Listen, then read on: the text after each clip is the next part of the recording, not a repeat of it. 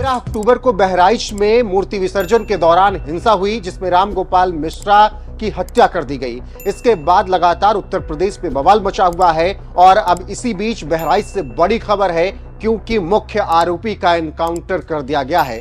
जी हां, इस वक्त की सबसे बड़ी खबर आ रही है कि नानपारा के आसपास यूपीएसटीएफ पुलिस और आरोपियों के बीच में मुठभेड़ हुई, जिसमें सरफराज और तालिब का एनकाउंटर हुआ है। इसके बाद बयान भी आया है और यूपीएसटीएफ के चीफ अमिताभ यस ने बताया कि एनकाउंटर के बाद 5 लोगों को गिरफ्तार भी किया गया है और आगे की अपडेट के लिए उन्होंने कहा है कि थोड़ा इंतजार करना पड़ेगा। लेकिन जिस तरीके से पिछले 4-5 दिन से उत्तर प्रदेश में बवाल मचा हुआ है और लगातार सवाल उठ रहे थे बहराइच हिंसा के बाद सरकार पर, विपक्ष लगातार सवाल उठा रहा था कि इस हिंसा को लेकर और प्रशासन की लापरवाही बताई जा रही थी। अब उसी प्रशासन की तरफ से ये बताया जा रहा है कि मुठभेड़ में एनकाउंटर हुआ है, सरफराज और तालिब को गोली लगी है, मुठभेड़ में आरोपियों को गोली लगी है, एडीजी ने भी बताया है। और इसके अलावा बहराइच हिंसा के आरोपियों से मुठभेड़ नानपारा के आसपास हुई और वहां पर ये मुठभेड़ हुई तो वहां एनकाउंटर किया गया सरफराज और तालिब का। फिलहाल एक खबर ये भी आ रही है कि फहीम को भी गोली लगी है, मतलब ये तीसरा एक नाम सामने आ रहा है। लेकिन अभी तक यूपीएसटीएफ के चीफ अमिताभ यस ने ये बताया है कि 2 का एनकाउंटर किया गया है, दोनों घायल बताए जा रहे हैं फिलहाल, तालिब और सरफराज।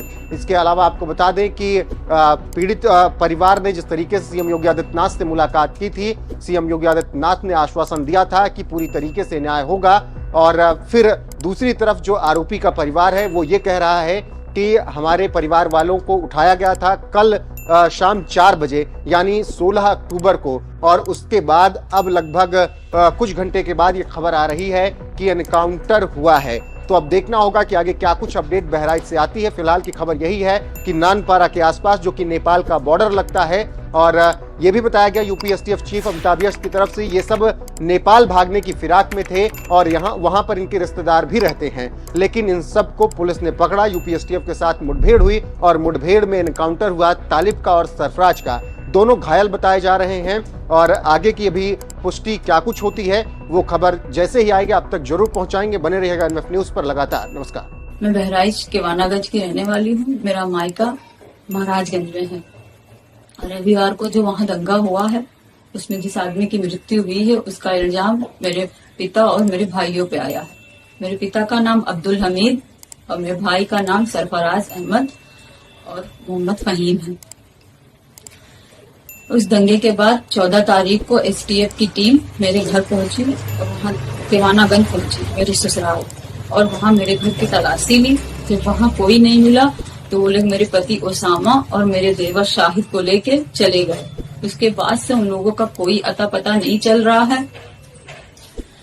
कल 16 तारीख को जो है मुझे गांव से कुछ पता चला कि जो है कल 16 तारीख को गांव से मुझे खबर मिली कि धर्म कांटे के पास से मेरे पापा और मेरे भाइयों को अरेस्ट कर लिया गया है। उनके साथ 1 लोग और हैं, 4 लोगों को अरेस्ट किया गया है, लेकिन उनका भी कुछ पता नहीं है। ना उनका कहीं कुछ दिखाया जा रहा है, किसी थाने में भी वो नहीं है, ना कोई कप्तान कुछ बता रहे हैं, ना मीडिया में कुछ पता चल रहा है।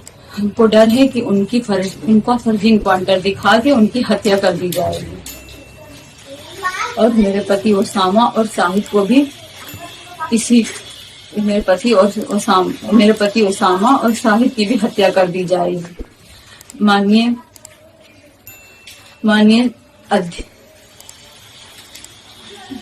क्या निवेदन करना चाहेंगी आप?